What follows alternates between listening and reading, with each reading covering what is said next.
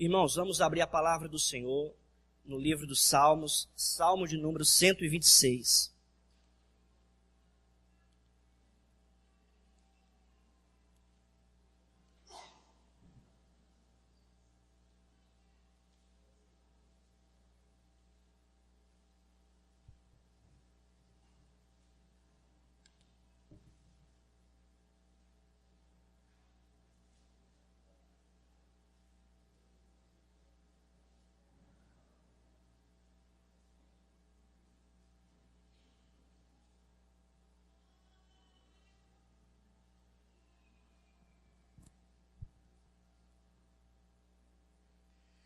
Salmo de número 126, a partir do versículo 1, que diz assim a palavra de Deus. Quando o Senhor restaurou a sorte de Sião, ficamos como quem sonha. Então a nossa boca se encheu de riso e a nossa língua de júbilo. Então entre as nações se dizia: grandes coisas o Senhor tem feito por eles. Com efeito, grandes coisas fez o Senhor por nós, por isso estamos alegres. Restaura, Senhor, a nossa sorte como as torrentes no Negueb. Os que com lágrimas semeiam, com júbilo ceifarão. Quem sai andando e chorando enquanto semeia, voltará com júbilo trazendo os seus feixes. Fecha os teus olhos mais uma vez.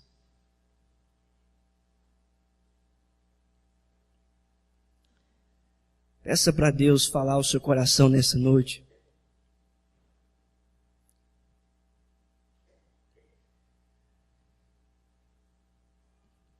Peça para o Espírito Santo te dar entendimento da palavra.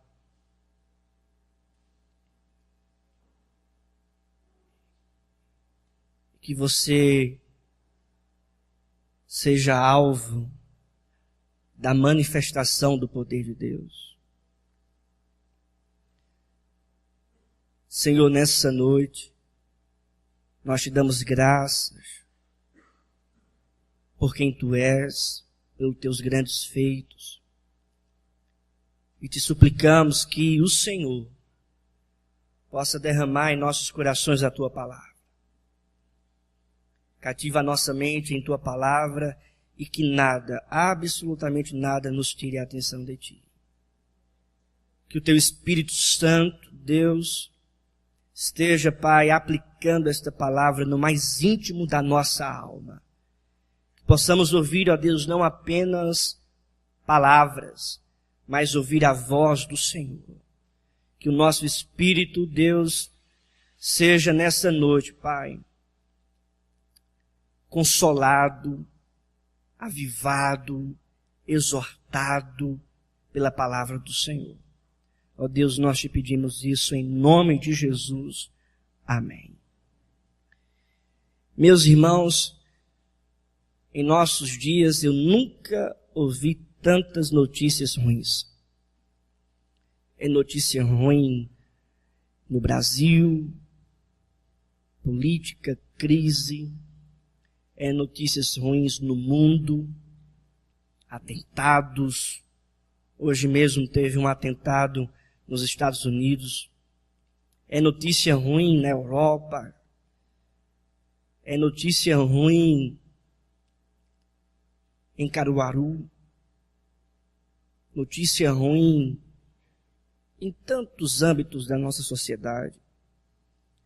Talvez você chegou aqui também com uma notícia ruim, algo ruim, e que se precisa urgentemente de uma restauração. Uma restauração naquilo que está em dificuldade, uma restauração naquilo que a gente sabe que precisa ser restaurado. Quando nós olhamos para o texto que lemos, nós percebemos que o Salmo 126, ele faz parte de um grupo de salmos que vai do Salmo 120 até o Salmo 134. Esse grupo de salmos são os cânticos de romagem. Se os irmãos prestarem atenção, em cada título desse salmo vai estar assim, após o título, cântico de romagem, cântico de romagem. É um grupo de salmos que tem uma característica comum entre eles, que é uma característica de peregrinação. Esses salmos foram escritos quando o povo, ou aquele que escreveu, estava peregrinando para Jerusalém ou retornando para a sua pátria, Jerusalém. Mas para entendermos o contexto desse salmo, é necessário a gente olhar para o contexto histórico e político de Israel. A nação de Israel, ela foi dividida em dois reinos. Israel do norte e Israel do sul. Israel do norte, irmãos, que tinha por capital Samaria, foi totalmente destruída pelos assírios. Os assírios invadiram aquela nação e destruíram totalmente. Ficando apenas Israel do sul. Israel do sul é conhecida como Judá. A capital de Judá, Jerusalém. E é nessa situação, irmãos, onde não existia mais o reino do norte, apenas Judá e Jerusalém, que o povo contemplava uma grandiosidade do império, do reino de Judá. Havia, por exemplo, ali em Judá, as marcas de um reino glorioso de Davi. Havia, por exemplo, ali em Jerusalém, o famoso e glorioso Templo de Salomão. Havia ali em Jerusalém, capital de Judá, as famosas muralhas construídas pelo rei Josias. Havia ali em Jerusalém as marcas de um glorioso reino dado por Deus. No entanto, um rei, um imperador se levanta, o imperador da Babilônia chamado Nabucodonosor. Este imperador destrói completamente o reino na época que era grande, que era a Síria. Nabucodonosor com seus exércitos da Babilônia destroem a Síria. Foi justamente a Síria que destruiu o reino norte de Israel. E Nabucodonosor, irmãos, com seu exército poderoso e avassalador, conta os historiadores que era o exército mais poderoso já visto em toda a história. E esse exército desce para Judá para destruir a nação de Judá e principalmente a cidade de Jerusalém. Conta os historiadores e principalmente o texto bíblico em 2 Reis capítulo 25, que Nabucodonosor invadiu a nação de Judá, destruindo cidade por cidade. Não ficava pedra sobre pedra. Chegaram em Jerusalém e destruíram completamente aquelas cidades. O poder militar da Babilônia era tão grande, mas tão grande, que não ficou uma casa em pé. Flechas, homens fortemente armados, catapultas destruindo prédios, edifícios, muralhas, o templo de Salomão destruindo tudo. O massacre foi tão grande que as mulheres eram violentadas e mortas. As crianças eram massacradas. Os velhos torturados. Os jovens mortos à espada. Alguns historiadores contam que o massacre foi tão grande que o sangue lavava as ruas de Jerusalém. Foi tão forte esse massacre que essa invasão de destruição de Nabucodonosor se deu em 3 etapas. Foram 3 invasões. Primeiro, no reinado de Joaquim. Segundo, no reinado de Joaquim. E terceiro, no reinado de Zedequias. 3 reis consecutivos. Na última invasão, que foi a pior de todas, o exército de Nabucodonosor perseguiu o rei Ezequias, e diz o texto em 2 Zedequias, o rei, e diz o texto em 2 Reis, capítulo 25, diz o seguinte: os filhos de Zedequias mataram a sua própria vista. Eles mataram a sua própria vista. E a ele vazaram os olhos. atarraram-no com 2 cadeias de bronze e o levaram para a Babilônia. O texto de 2 Reis, capítulo 25, a partir do versículo 7, vai contar toda essa destruição. O templo foi destruído, as casas destruídas, o povo foram morto. Interessante que os historiadores afirmam que os jovens que sobreviveram porque fugiram para o Egito. E outros foram levados cativos para a Babilônia, como por exemplo o jovem profeta Daniel. Lá na Babilônia, cativo, eles permaneceram por muito tempo. A nação de Judá estava totalmente destruída. O rei, que simboliza a ordem do Estado, foi tirado do trono. Mataram, vazaram os olhos e levaram cativo Zedequias, o rei de Judá. O templo, que simboliza a religião da nação, o templo de Salomão foi destruído. Os utensílios do templo foram profanados, levaram os utensílios para a Babilônia e colocaram em templos pagãos. O povo foi retirado da terra. Os jovens foram levados cativos. Eles não tinham mais terra. A geografia de Israel não existia mais. Agora eu pergunto para os irmãos, como fica uma nação sem ordem política, sem rei, sem religião, porque o templo foi destruído, e sem terra? Não existe nação sem isso. Sem religião, sem ordem política e sem terra. A nação estava destruída. Eles estavam na Babilônia. Passaram tempo, irmãos, de clamor, de lamento.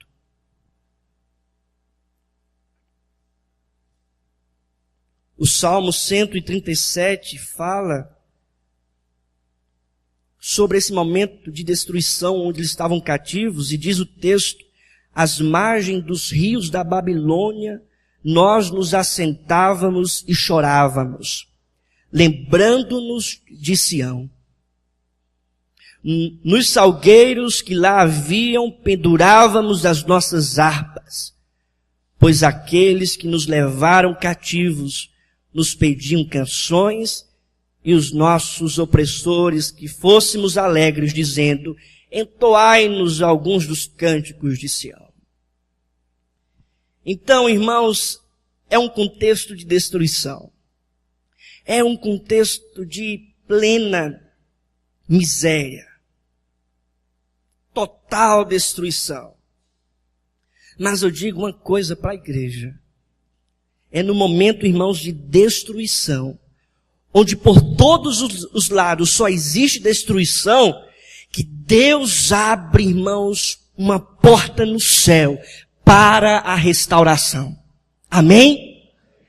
É no momento de crise, no momento onde só existe destruição, dificuldade, que Deus abre uma porta no céu para enviar aquele que pode restaurar. É por este motivo que no Salmo 126, eles estão, irmãos, retornando da Babilônia. Eles passaram 70 anos no cativeiro e agora eles estavam retornando da Babilônia para Jerusalém. Eles estavam retornando da Babilônia para a sua terra, para Jerusalém. E eles estavam alegres. E quando eles estavam retornando porque Deus estava restaurando. Quando nós olhamos para esse salmo, nós percebemos que o salmista, ele está alegre porque diz que o texto, a nossa boca se encheu de riso.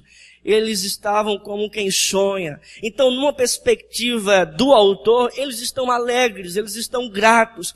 Mas olhando, irmãos, para uma perspectiva divina, o salmista está alegre porque Deus começou a restauração daquela nação, tirando aquele povo do cativeiro babilônico e levando para Jerusalém. Eles estavam voltando, eles estavam retornando, começou a restauração. Portanto, irmãos, o tema desta noite é o Deus que exerce restauração. O Deus que exerce restauração. Em primeiro lugar, Ele restaura através da sua soberania.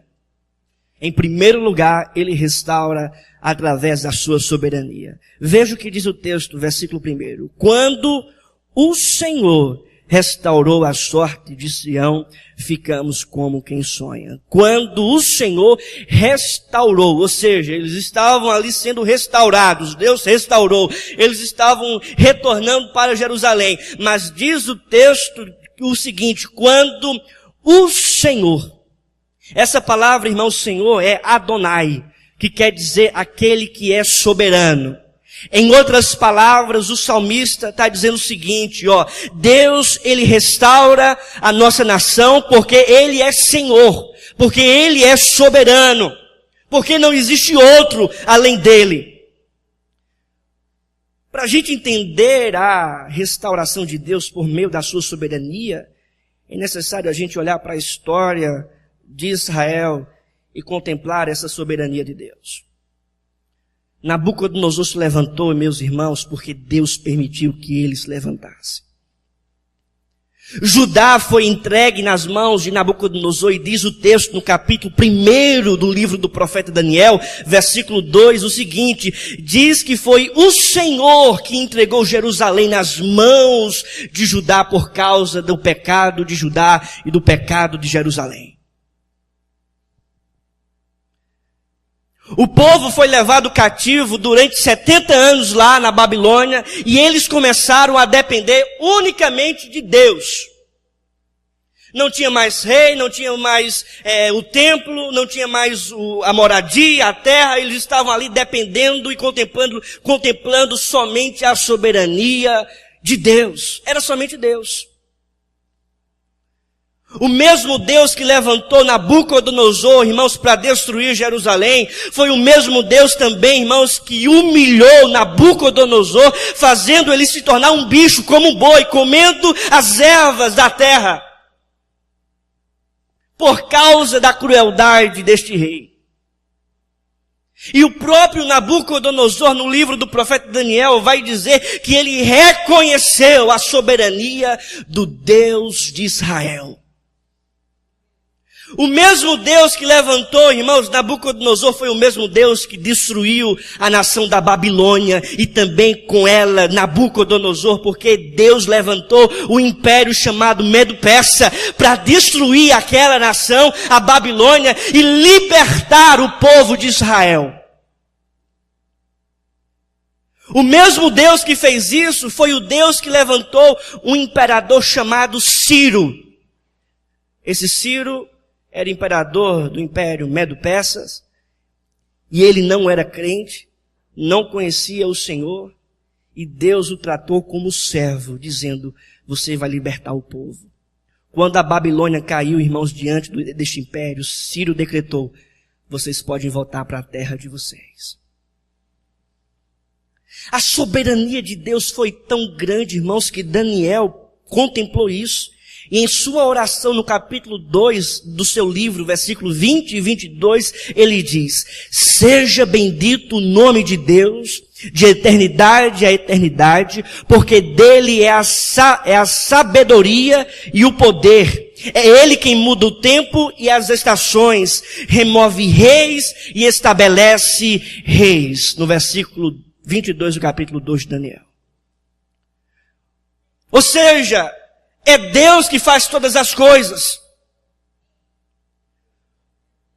O profeta Isaías, irmãos, que não vivenciou esse período de cativeiro, mas profetizou sobre esse período muito antes de Jerusalém ser destruída, profetizou acerca de Ciro.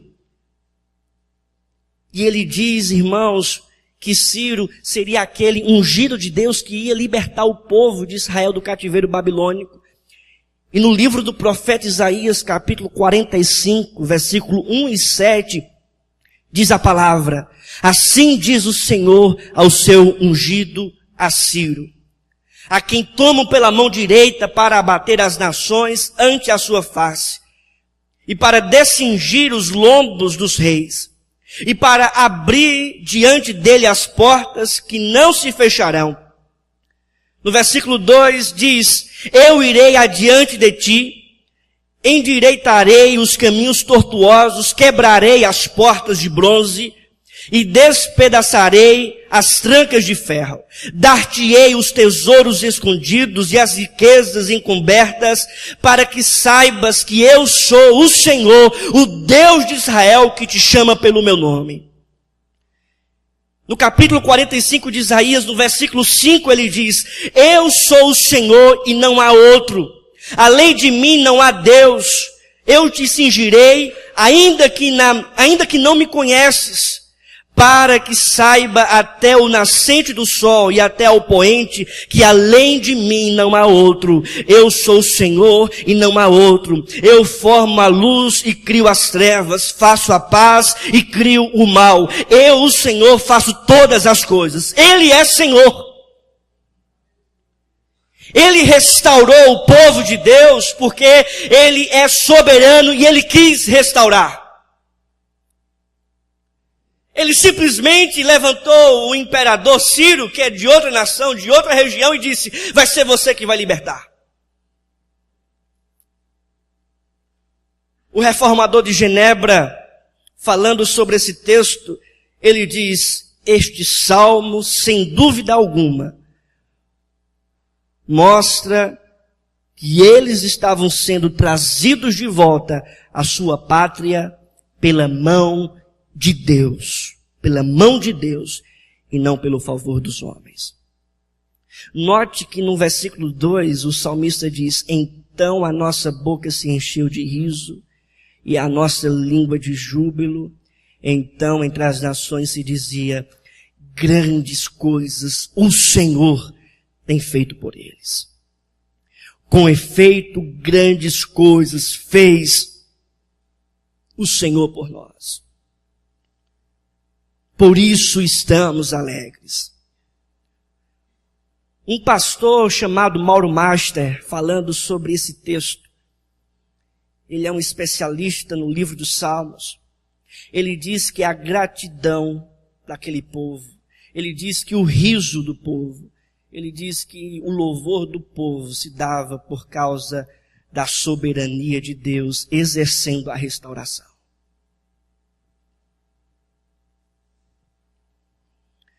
No dia em que Jerusalém, irmãos, caiu diante da Babilônia, o profeta Jeremias estava lá.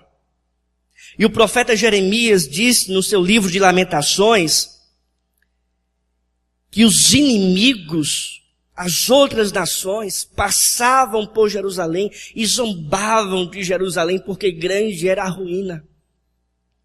No entanto, meus irmãos, quando Deus restaura aquela nação por meio da sua soberania, o versículo 2 diz: grandes coisas o Senhor tem feito por eles, com efeito grandes coisas fez o Senhor por nós, por isso estamos alegres. Mas ele começa dizendo: então entre as nações se dizia isso. As nações que zombavam daquela cidade, daquele povo, do povo de Deus, agora, irmãos, contempla as grandes coisas feitas por Deus. É uma restauração, começou a restauração. Deus aqui, irmãos, está exercendo restauração por meio da sua soberania. Em outras palavras, a gente pode entender o seguinte, quando Deus quer exercer restauração, não tem para ninguém. Quando Deus quer exercer restauração, ninguém pode ser contra a sua vontade. Quando Deus quer exercer restauração na nossa vida, ninguém pode impedir, porque Ele é soberano. Ele pode fazer infinitamente mais daquilo que sonhamos, daquilo que pensamos. A nação de Israel estava 70 anos no cativeiro. Chegou o tempo, Deus quis, agora vocês vão voltar para a terra. Deus levantou Ciro, o povo ficou livre e eles estavam rindo como quem sonha, gratos pela soberania de Deus ali, restaurando o povo. O que eu quero dizer, meus irmãos, é que não existe destruição que não seja alvo da restauração de Deus. Não existe destruição que Deus não possa levantar de volta, que Deus não possa restaurar. Não existe família destruída que Deus não pode restaurar. Não existe relacionamento destruído que Deus não pode restaurar. Não existe, irmãos, igreja destruída que Deus não pode restaurar novamente. Não existe trabalho destruído que Deus não pode restaurar. Deus pode restaurar todas as coisas, porque Ele é soberano. Em segundo lugar, além dele restaurar por meio da sua soberania, Deus, Ele restaura por meio da sua providência. Por meio da sua providência. Veja o que diz no versículo 4, e eu gostaria que toda a igreja, em uma só voz, pudesse ler o versículo 4. Vamos lá? Restaura, Senhor, a nossa sorte, como as torrentes no Neguebe.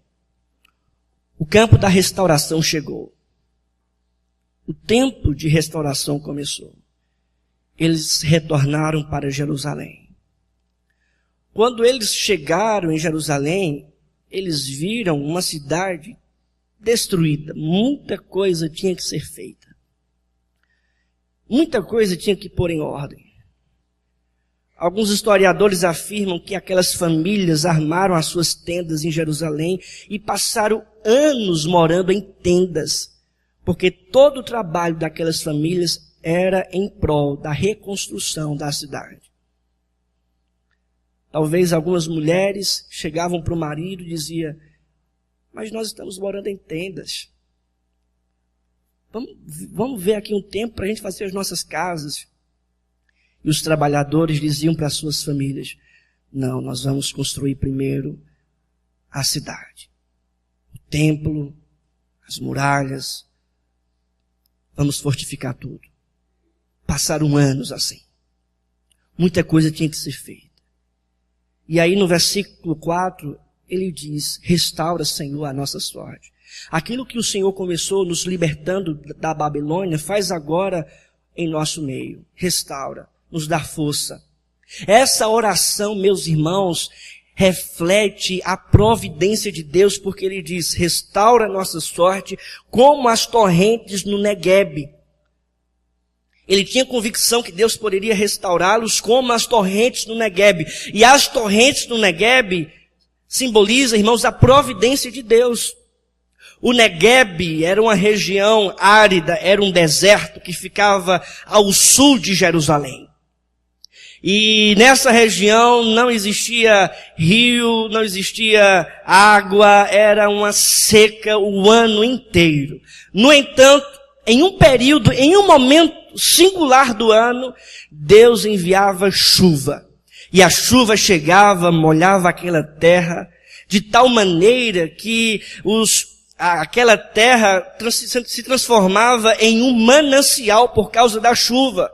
Alguns historiadores vão dizer que se tornava-se um manancial por causa de que naquele momento onde as chuvas chegavam, as geleiras do norte eram derretidas por causa do verão, e aí se juntava com as águas da chuva e um manancial de água regava aquele solo árido. E aí, irmãos, de um deserto virava um manancial. De um solo árido virava torrentes de água.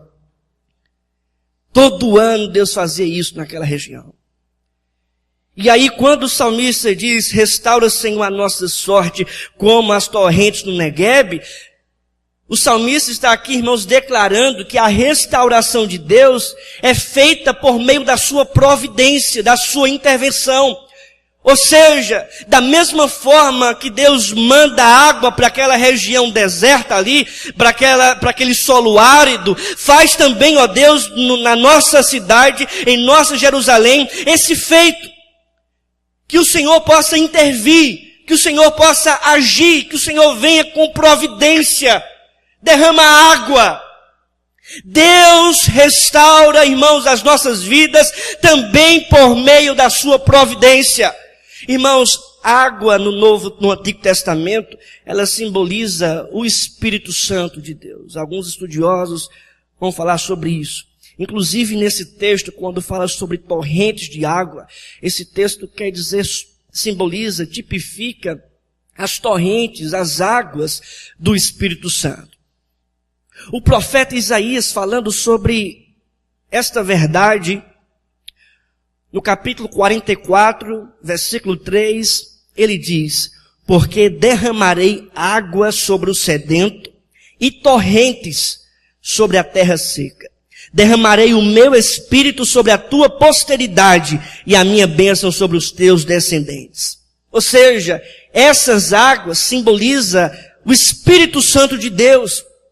Em João capítulo 4, versículo 14 diz: aquele porém que beber da água que eu lhe der, nunca mais terá sede. Pelo contrário, a água que eu lhe der será nele uma fonte a jorrar para a vida eterna.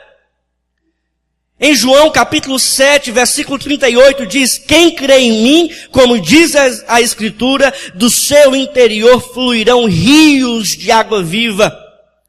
Essas torrentes de água, irmãos, que o salmista aqui está orando, firmado nessa verdade, revela, irmãos, a providência de Deus por meio do Espírito Santo dele.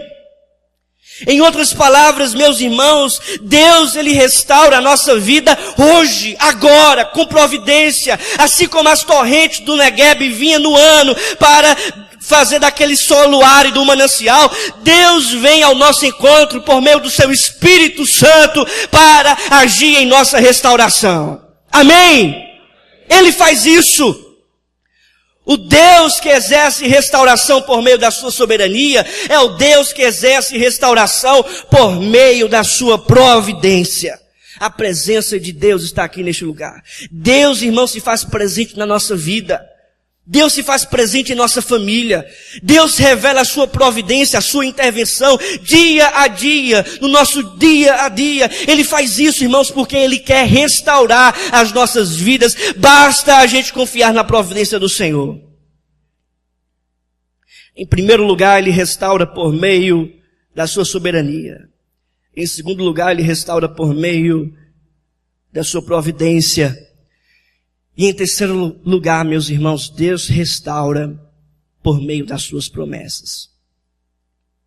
No versículo 4 diz o texto: restaura, Senhor, a nossa sorte como as torrentes do Negueb, os que com lágrimas semeiam, com júbilo ceifarão.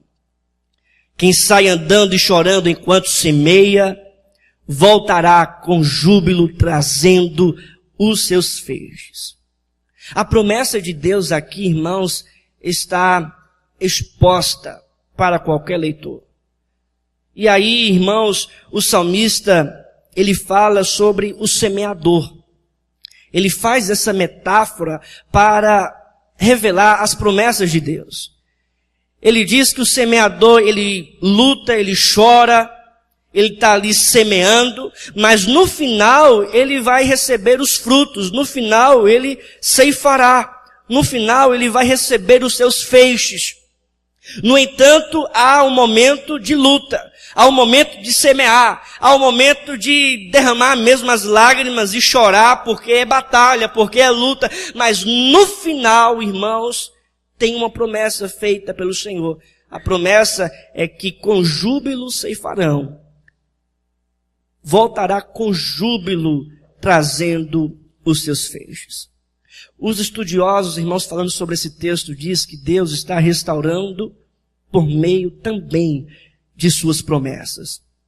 João Calvino, dizendo sobre esse texto, Deus estava exortando os fiéis à paciência quanto ao futuro. Ou seja, Deus estava aqui dizendo para aqueles homens ali em Jerusalém: ó, tá difícil, tem que construir tudo, tem que reconstruir toda a cidade, mas um dia vai chegar o tempo em que o que vocês estão plantando, vocês vão colher. Em outras palavras, meus irmãos, Deus restaura as nossas vidas por meio das suas promessas, olhando firmemente para as promessas de Deus. Haverá luta, haverá momentos de guerras, de choro, de semear mesmo. Mas no final, meus irmãos, a glória é certa. Amém. No final, irmãos, todo choro, toda luta vai se converter em alegria. em festa, em júbilo. No livro de João, capítulo 16, versículo 20, diz o texto: em verdade, eu vos digo que chorareis e vos lamentareis, e o mundo se alegrará. Vós ficareis tristes, mas a vossa tristeza se converterá em alegria. Talvez você passe por dificuldade hoje. Talvez você passe por sofrimento hoje. Mas eu digo para você, meu irmão, permaneça com o Senhor, porque no final a tua tristeza vai se converter em alegria. Os sofrimentos, irmãos, do nosso tempo, do tempo presente, eles não se comparam com a glória que nós vamos herdar no novo céu e na nova terra. Em outras palavras, irmãos, esse versículo 5 e esse versículo 6 são versículos escatológicos, apontando para o futuro, apontando para o céu, apontando para a alegria eterna, para a vida eterna. Vocês estão chorando agora, mas no final vocês herdarão a vida eterna. Vocês estão chorando agora, mas no final vocês cantarão de júbilo. Vocês estão chorando agora, mas no final a nova Jerusalém, irmãos, estará lá linda, bonita, e nós estaremos, irmãos, lá também nessa nova Jerusalém. Essa nova Jerusalém não é uma Jerusalém feita por mãos de homens, mas é uma Jerusalém feita por Deus, feita pelo sangue do Cordeiro. As portas vão se abrir e nós, irmãos, entraremos nessa nova Jerusalém com júbilo, com alegria. É o novo céu, é a nova terra.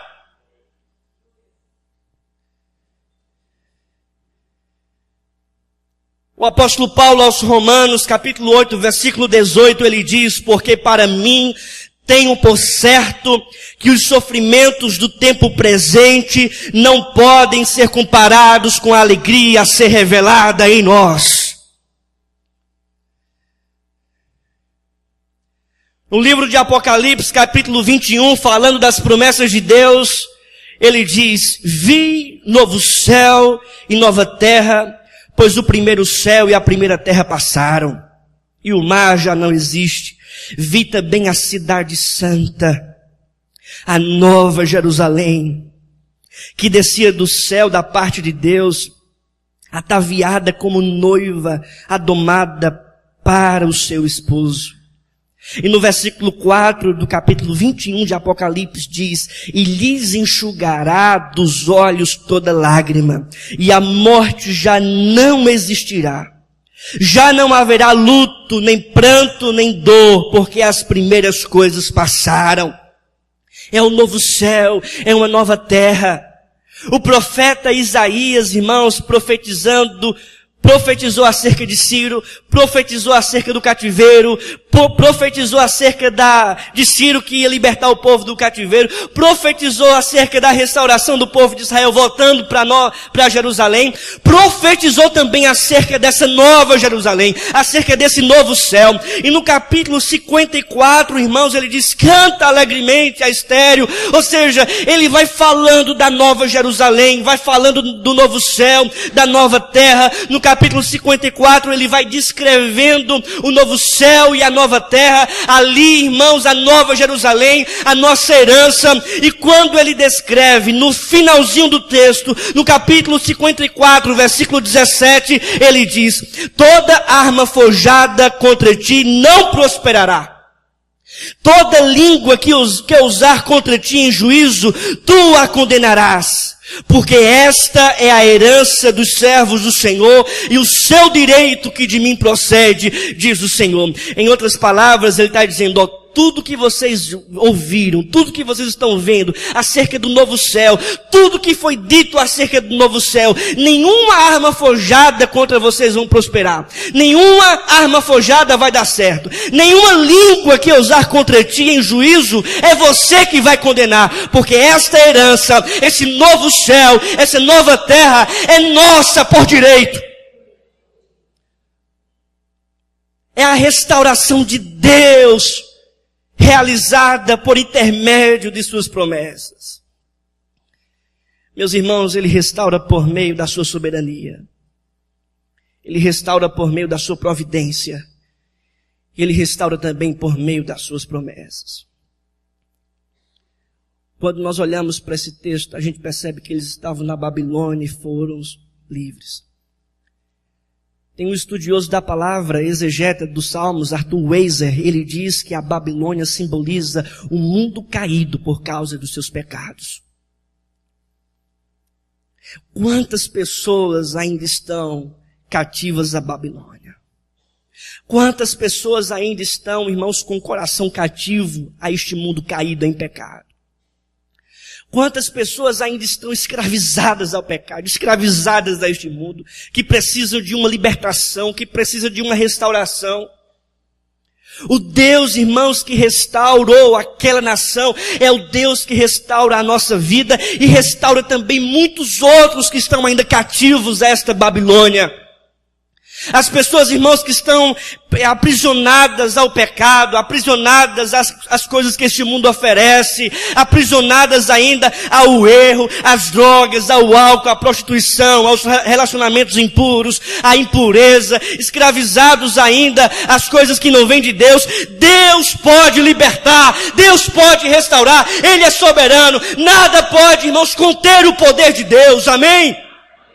Talvez você chegou aqui nessa noite abatido, destruído, com o coração, irmãos, talvez abatido diante do Senhor, talvez sem esperança, sem fé, sem acreditar, talvez com um problema em suas mãos, com uma família destruída, talvez com um relacionamento destruído, talvez com algo destruído. Eu digo para você, Deus pode restaurar hoje, seja o que for, família, casamento, relacionamento, igreja, vida conjugal, seja o trabalho, seja os relacionamentos de amizade, seja ministério, seja o que for, Ele restaura hoje, por meio da sua soberania, por meio da sua providência e por meio das suas promessas. Amém? Fique de pé no seu lugar e vamos orar.